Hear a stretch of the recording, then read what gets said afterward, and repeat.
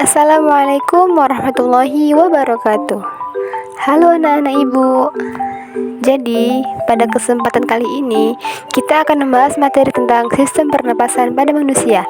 Tolong disimak baik-baik ya sampai selesai videonya agar kalian mudah mengerti dan memahami. Kenapa ya kita bernapas? Pasti jawabannya karena kita makhluk hidup. Iya sih, tentu. Karena salah satu ciri dari makhluk hidup ialah bernapas. Tapi buat apa sih sebenarnya kita bernapas? Jadi, respirasi atau bernafas ini sesungguhnya adalah aktivitas memasukkan oksigen dan mengeluarkan karbon dioksida dan uap air.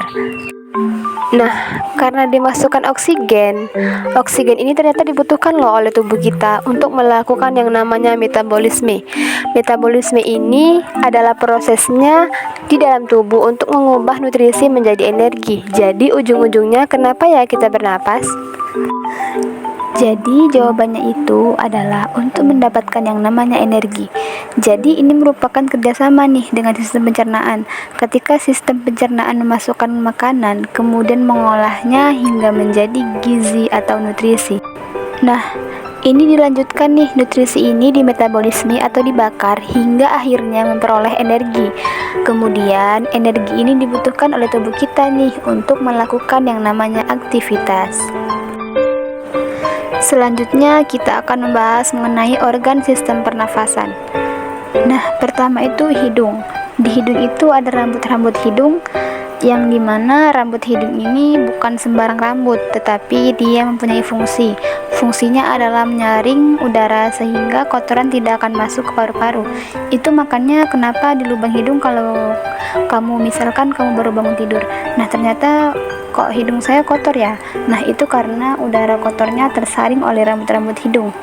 Kebayang ya jadinya kalau nggak ada rambut hidung, nanti pasti bisa nih masuk ke paru-paru. Selanjutnya ada kelenjar lendir. Kelenjar lendir ini fungsinya adalah mengatur kelembapan udara, karena bisa jadi udara yang masuk itu karena terlalu kering sehingga ketika dimasukkan dia akan dilembabkan. Jadi teman-teman, di hidung ini ada jutaan sel saraf yang menangkap partikel aroma yang memasuki rongga hidung. Partikel aroma tersebut diteruskan ke otak, dan otak yang telah menyimpan banyak memori akan menerjemahkan aroma tersebut sehingga kita dapat bereaksi nih terhadap aroma, entah itu aroma sedap ataupun tidak sedap. Nah itulah makanya kelebihan dari bernafas dengan hidung, kita bisa mencium suatu aroma. Kemudian saluran pernapasan. Yang pertama yaitu faring. Faring atau tekak merupakan persimpangan antara kerongkongan dan tenggorokan. Terdapat katup yang disebut epiglotis atau anak tekak, berfungsi sebagai pengatur jalan masuk ke kerongkongan dan tenggorokan. Kemudian laring. Laring adalah pangkal tenggorokan, terdiri atas kepingan tulang rawan, membentuk jakun, dan terdapat celah menuju batang tenggorokan atau trakea, disebut glotis. Di dalamnya terdapat pita suara dan beberapa otot yang mengatur ketegangan pita suara sehingga timbul bunyi. Laring ini berfungsi sebagai saluran udara. Kemudian trakea atau batang tenggorokan, berupa pipa yang dindingnya terdiri dari 3 lapisan, yaitu lapisan luar terdiri atas jaringan ikat, lapisan tengah terdiri dari otot polos dan cincin tulang rawan, dan lapisan dalam terdiri atas jaringan epitelium basilia, terletak di leher bagian depan kerongkongan. Fungsi trakea ini adalah sebagai jalur masuk dan keluarnya udara, namun juga untuk menyaring partikel kotoran yang mungkin terbawa udara sebelum masuk ke paru-paru. Kemudian bronkus. Bronkus merupakan percabangan trakea yang menuju paru-paru kanan dan kiri.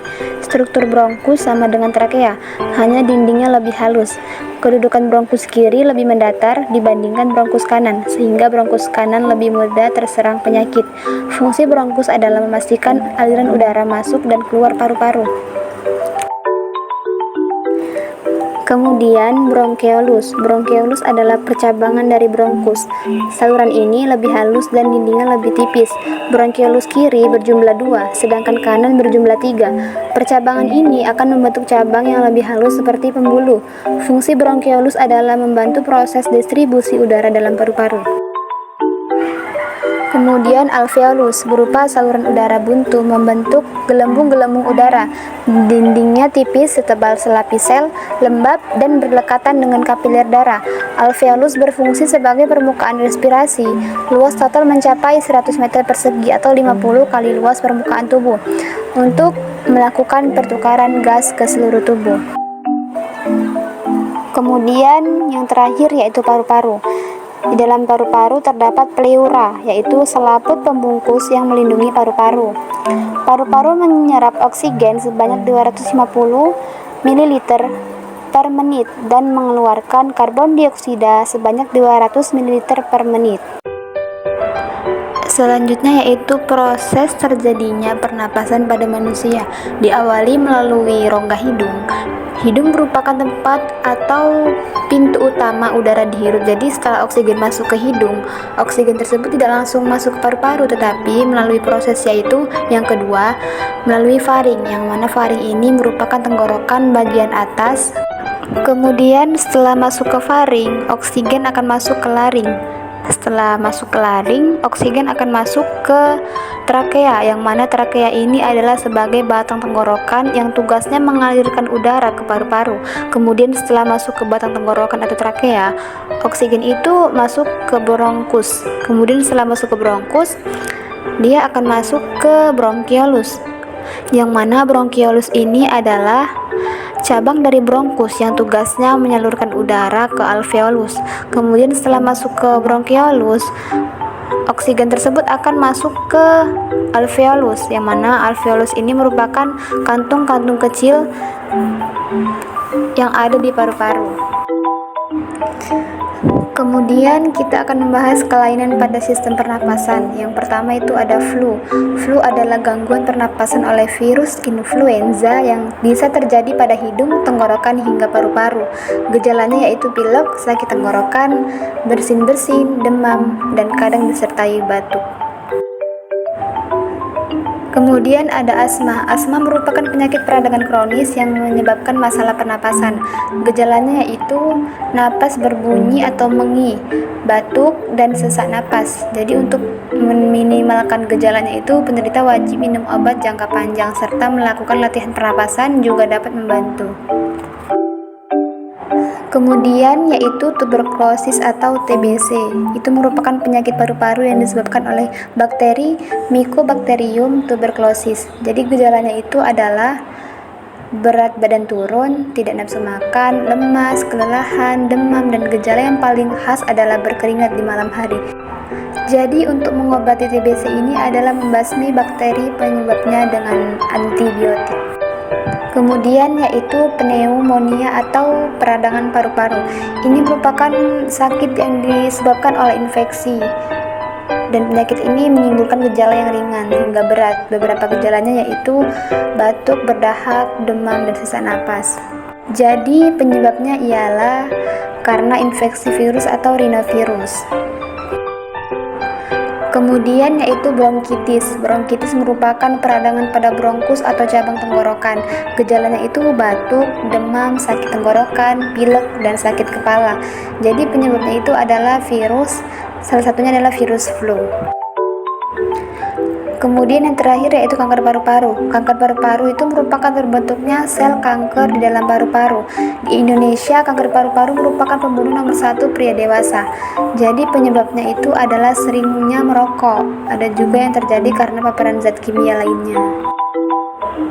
Kemudian yang terakhir kita akan membahas keadaan paru-paru normal dengan paru-paru orang yang merokok. Jadi kedua paru-paru ini memiliki perbedaan. Jadi untuk yang paru-paru orang merokok memiliki ciri-ciri yaitu adanya peradangan, kemudian paru-paru berwarna hitam, dan yang terakhir yaitu saringan paru udara rusak.